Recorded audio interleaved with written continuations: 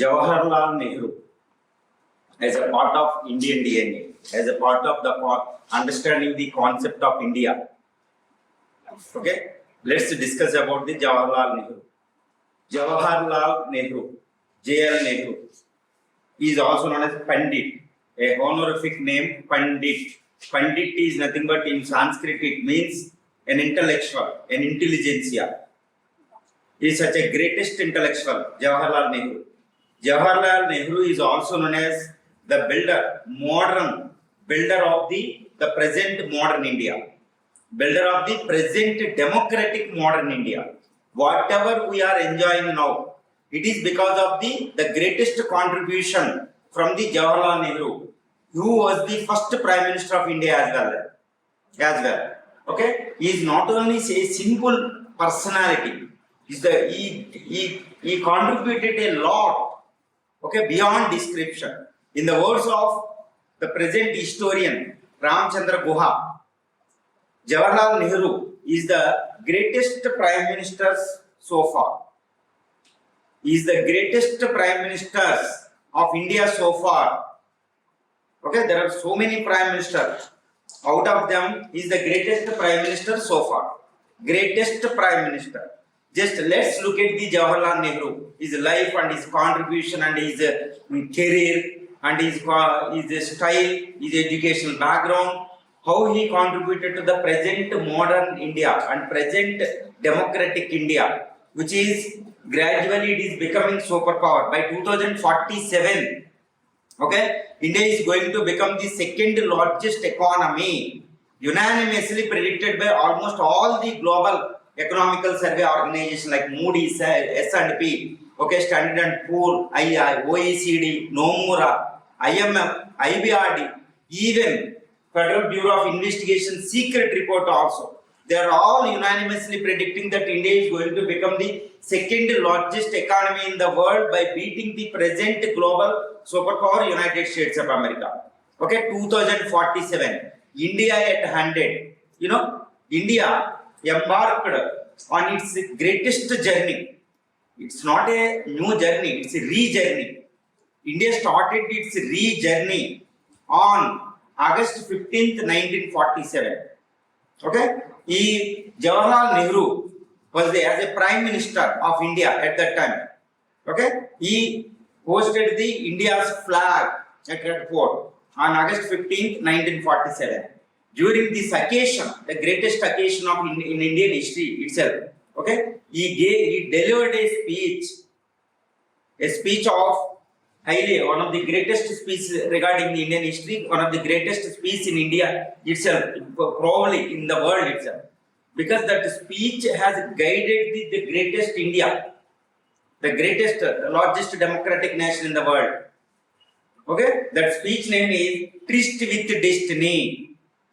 His speech is Tryst with Destiny. Tryst, T-R-Y-S-T, Tryst with Destiny. It guided, okay, it enlightened the people. What they were achieved by 1947, what was their legacy, and what could be their function, what would be their duty to make this great nation resurgent again. Actually, this speech guided. You know, he didn't written this speech, he did not frame in the lines, just automatically, promptly he gave speech from his soul. It guided India for the last 75 years. What it shows, this speech. Actually, he preached this speech and he followed this speech as a Prime Minister of India. Okay, he held the Prime Minister's post for 17 years. He conducted the 3 general elections, largest democratic elections in the world. Every general election is a world record in India. Even in the first general election, the number of voters were around 9 crore. Around 9 above the 9 crore people. Now, in the recently concluded the general elections, the voters were 90 crore, largest democratic nation on the earth surface. Okay? Look at his early. He was born in November 14, 1889. finally dead at the age of 74 in 1964, May 17th. For 74 years, he lived like a lion. Okay, he studied. He is from an aristocratic, highly wealthiest family, one of the wealthiest family in India. He born from that family. He studied mostly in England. Almost he completed his studies in England. But if it is early childhood, it is with tutors, English tutors. Mostly British style life in the Anand Bhavan, an aristocratic house in Prayagraj, present Prayagraj, Allahabad. Anand Bhavan. Now it is a museum. Okay, this home produced 3 prime ministers of India. It's an aristocratic family, wealthy family. Of course, his parents were highly patriotic in nature. Mostly the well-known figure Motilal Nehru, Swarupa Rani, his parents. Okay, he inculcated British style of English language, Sanskrit and everything. He was fortunate to have such a philosophical teachers as well. And he is the personality, he is aware of the Indian culture, Indian philosophy, Indian history, Indian, everything related to India. That is the main reason behind that Gandhi's opted to him as his political heir and first Prime Minister of India. Because he is well aware. So whoever they studied his book, The Discovery of India, there are 3 classics. He is not only a politician, he is an author. He is a prolific writer. He wrote 3 books and 1 letter from prison. The one book, highly voluminous in nature, that is a Glimpses of World History. He wrote these books from a dark prison, behind prison, without any reference to the libraries. From prison, he wrote letters from a father to his daughter, Indira. These famous letters, literary in nature, literary flower is there. He wrote Glimpses of World History, an autobiography, his own biography. And the famous, more important book is The Discovery of India in 1946. The Discovery of India, through this book, we can understand his awareness regarding the India's culture. That's what India, because he sacrificed his whole life. You know, Nehru's greatness. What is the Nehru's greatness in Indian history? Yes, if you look at the India's immemorial history, it's a journey almost probably started 10,000 BC. Since then, it has been living without any interruption. That's why it is known as one of the greatest living civilizations. Like China, there are only 2 living civilizations on the earth surface. Number 1, India. Number 2, China. And it is not only one of the oldest civilizations, it is a living civilization as well. Out of this whole living civilization's history, okay, Nehru has its own role. Yes, definitely Nehru has its own role to remember by even future of Indians. In what way? That's what we have to understand now today. What is his contribution in whole Indian history? It's not as simple. There's Mahatma, Buddha, Ashoka, Akbar. We can see such personalities. Of course, Nehru also, he has his own contribution to put in the inscriptions of Indian history, entire Indian history. What is his contribution? That's what more important. Yes, there is a lot of history. You know, almost India's freedom struggle started in 1957. You know, Jhansi Lakshmibai and so many, Tantia Tope, etc., etc. That was the first independent struggle in the modern India from the Indian sides. That failed. Of course, it's failed physically, but in terms of spirit, it is highly successful. It is ignited the spirit of Indians in 1957. That's why those who participated in that 1857 revolt, leaders like Jhansi Lakshmi, Tantia Tope, etc., Nana Sahib, etc., etc., they become household slaves. They gave perennial inspiration to the later freedom struggle. Okay, such a freedom struggle started in 1857. Since 1857 onwards, it had been continued until 1947. Thousands of people, we know only hundreds of the people like Mahatma Gandhi, moderates, and Tilak, even extremists, and others, so many personalities. but there had been a lot of so many numbers of thousands numbers of unsung heroes. We don't know. We don't have any names, etc. etc. Such a around thousands, lakhs of the people sacrificed their life for the India's freedom struggle. Such a freedom struggle, the aspirations, the dreams, the objectives of that such unsung heroes and the greatest freedom strugglers finally successfully inserted into our Indian Constitution. Okay, mostly written by Dr. B.R. Ambedkar. The present Indian Constitution is in fact a soul of such heroes, both unsung heroes and well-known heroes. The present, I repeat, the present Indian Constitution has the soul in the form of aspirations, objectives, the dreams regarding the future of India. Okay? It is inserted in the Indian Constitution. That's why it is a living document.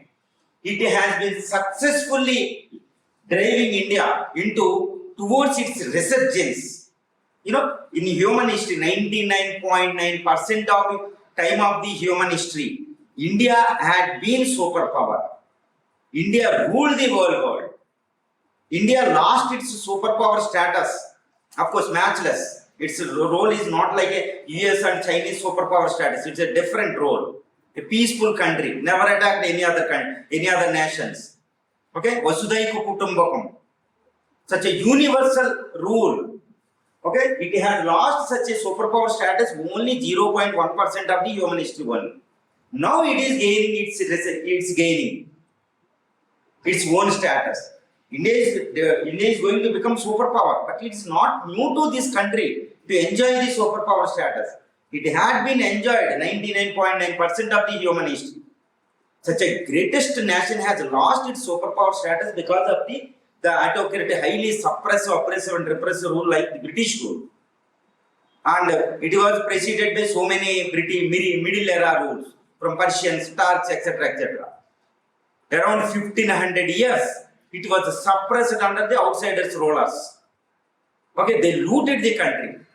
According to Shastar, around $40 trillion money was looted from India by the British during the British era, to around 2 centuries of British era. Such a greatest nation was emancipated because of the relentless efforts, highly determined efforts of the greatest thousands of unsung heroes as well as well-known heroes. Their aspirations and everything is inserted into the present living document, that the greatest constitution. Okay, that's why the present living constitution, in fact, has the soul of such a greatest heroes. They contributed a lot. Now, what is the Nehru story? Yes, he contributed just before 1947. He has the unparalleled role as far as the modern India and the entire Indian civilization is concerned. In what way? This is what the importance. This is what importance. Everybody should understand. Forget about anything. Okay, his name has already deposited in Indian history. No one can erase it. In what way? The greatest unsung, all aspirations inserted into Indian Constitution. They produced Indian Constitution with the efforts of the Dr. B.R. Ambedkar, who is really a greatest intellectual. The best of the best son of the Bharat Mata. Such a greatest son produced the Indian Constitution by successfully inserting the soul of India, the aspirations and the dreams of that earlier sacrificed Indians during the entire freedom struggle. Even earlier also, the entire Indian civilization, livingness, this greatness, secularism, everything has been successfully inserted into Indian Constitution. That is the greatest thing of the Dr. B.R. Ambedkar. Really the greatest thing. Such a greatest constitution came into effect in 26th January 1950. Such a greatest constitution was successfully implemented by Jawaharlal Nehru in his 3 times prime ministership. That was the greatest role of Jawaharlal Nehru. Not a simply, is an unparalleled way. It was well recognized by whole world. By 1957, Lal Bahadur, the greatest leaders like Dr. B.R. Ambedkar and Vallabhbhai Patel were dead. No one was there to oppose the Nehru. If he wants, he could become a dictator like Nasser, Tito in Indonesia and Egypt, and Sukarno like in Indonesia, the greatest leaders at that time. They were becoming dictators. But Nehru was the only personality. He declared himself that I would die like a democrat. That's why whole Western countries honored him. He was a highly influential personality. He successfully implemented the Indian Constitution. Whatever we are enjoying, that is because of the Nehru. The constitutionalism, because of the Nehru. He did not convert into as a dictator. Okay? There was no opposition party. Of course, he honored whatever that opposition party was there at that time in Indian Parliament. Okay? And if you look at the calculations like the Lok Sabha and others websites, during his time, the Parliament convened so many times. The discussions time and convenient times were so high during this prime ministership. Now it degraded.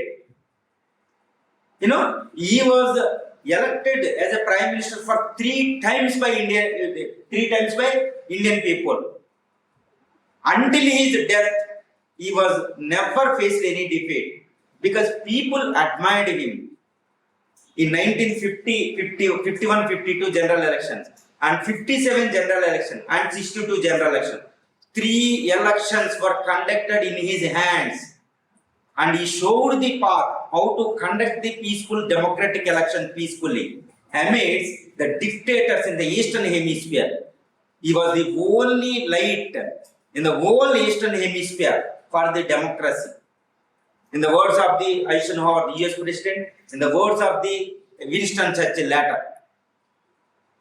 Okay? He contributed to the present Indian, the greatest democratic institutions like the Supreme Court of India, Election Commission, UPSC, at the central level, because of his own effort.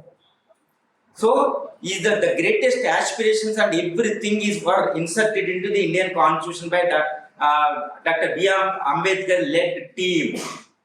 Such a greatest constitution was implemented by Nehru. So, in fact, he noted the disrupted period of India. He continued, restarted India's journey. India restarted its journey in 1947, August 15. In fact, it is because of the Nehru. He carried forward the aspirations, inspirations of the Indian souls, the Indian DNA. That was the greatest contribution. Not only that, he laid the strongest, the strongest foundation to the present India. In almost all dimensions of the present Indian society. No exception, almost all dimensions. Look at in economic sphere, he started the earlier plannings, up to 12 plans we continued, later Niti Aayog, everything.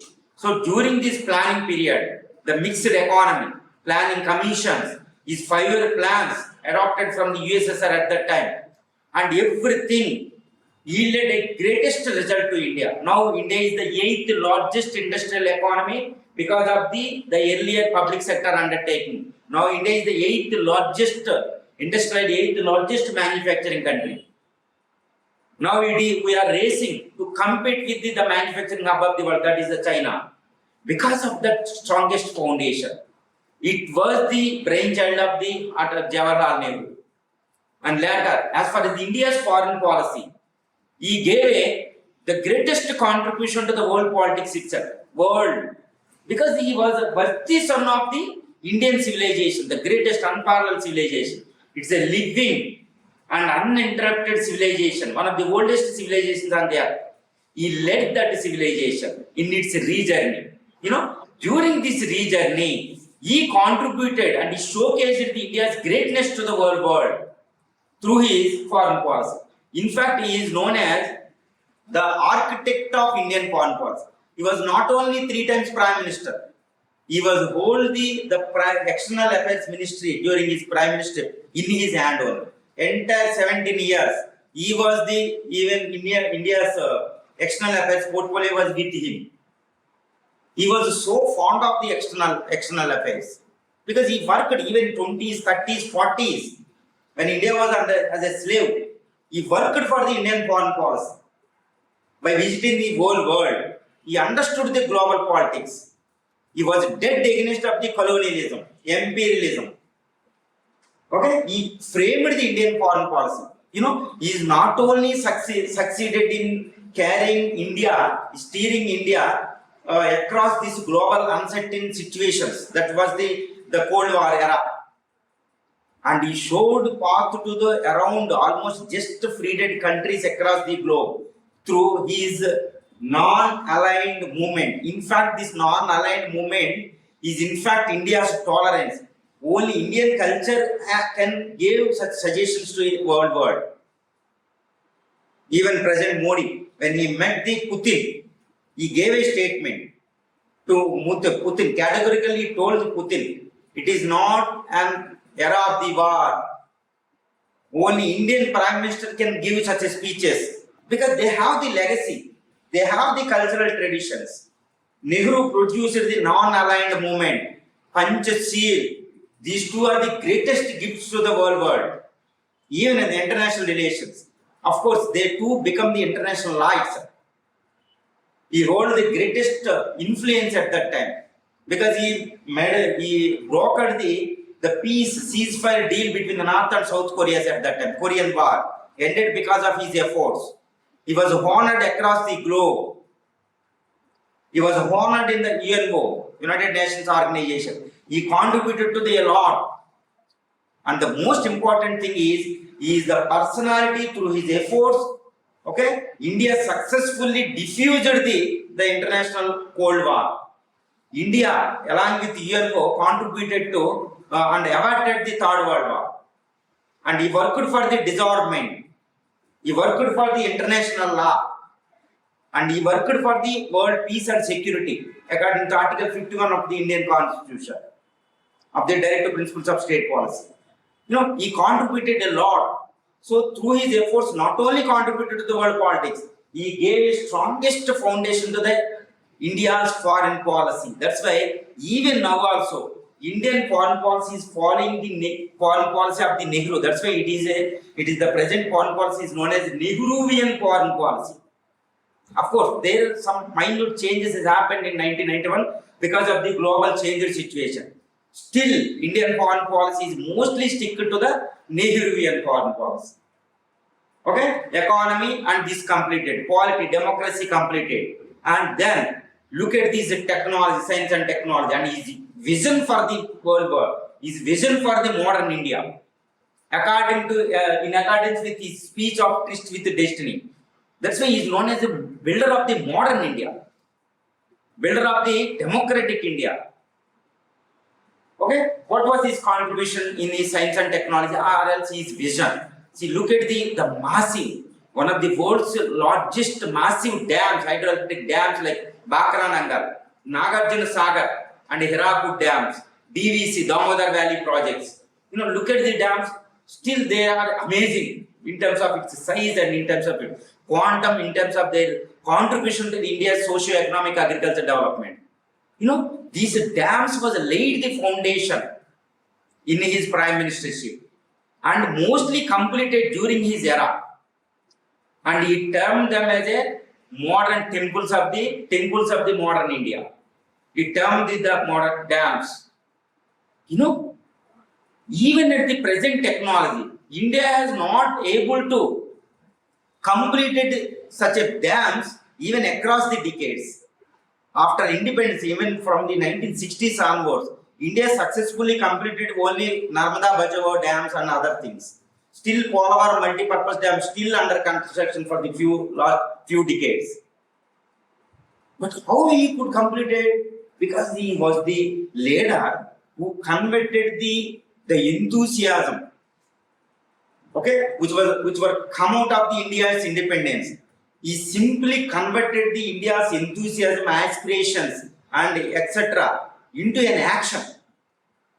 The present, the greatest jams are simply the action of the greatest Indians at that moment, without technology, without sufficient funds. See, look at the Nagarjuna Sagar, look at the Bakaranamgar, such a huge, massive dams were mostly they completed with manual work, not through technological work.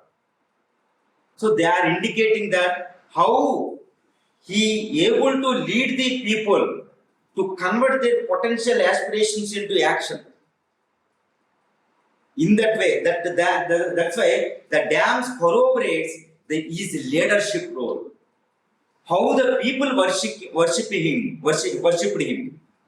the trust they deposited in him, and his commitment, his determination and his commitment towards India as a modern, democratic and secular nation and constitutional nation. Whatever the constitutionality, whatever the democracy we are enjoying, because of his efforts. In one occasion, in Constitutional Assembly, okay, Ambedkar told in one occasion, in an argument or in an answer to so many questions at that time, he answered, okay, whatever may be the constitution, whether it is bad or good, it depends upon those who are implementing it. Of course, I told you in different words. Okay, if the constitution is good, the implementing persons are not good, it would become bad. Though constitution is bad, if the implementing leaders are good, that would become good. So Nehru, fortunately, he implemented the Indian constitution. He became a pioneer how to implement the Indian democracy, because he is the personality who conducted the 3 general elections. Now we are conducting our general elections. A peaceful transition of the governments in India.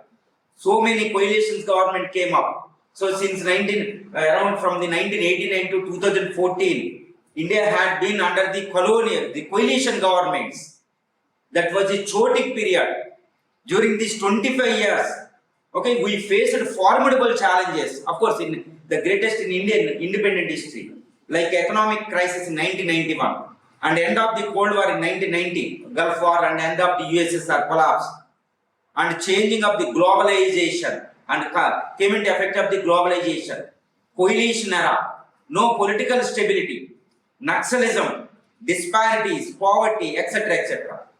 However, India successfully come out of these things as a successful, fastest growing economy now.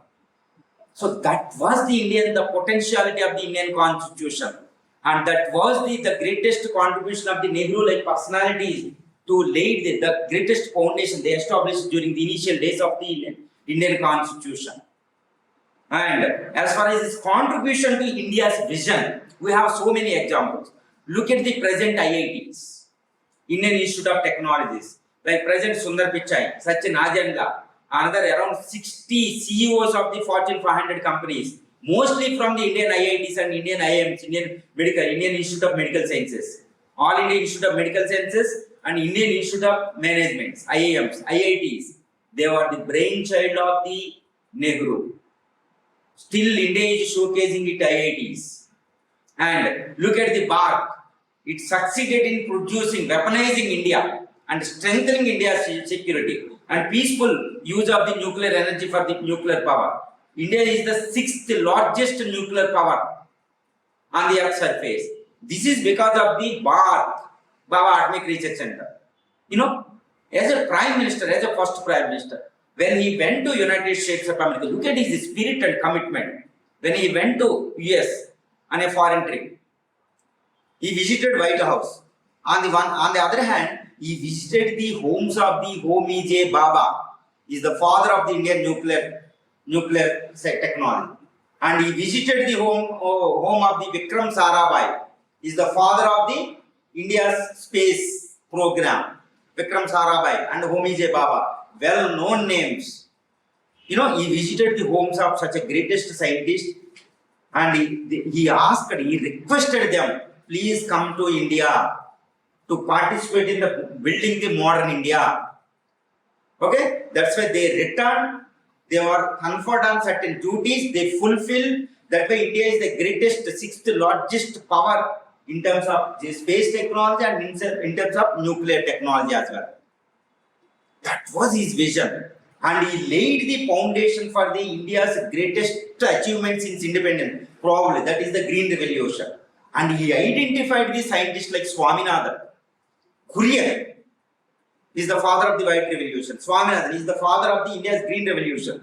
In fact, these two are the greatest thing because they erased the India's begging bowl concept. Okay, India was emancipated from the upward. This was the first, the real independence.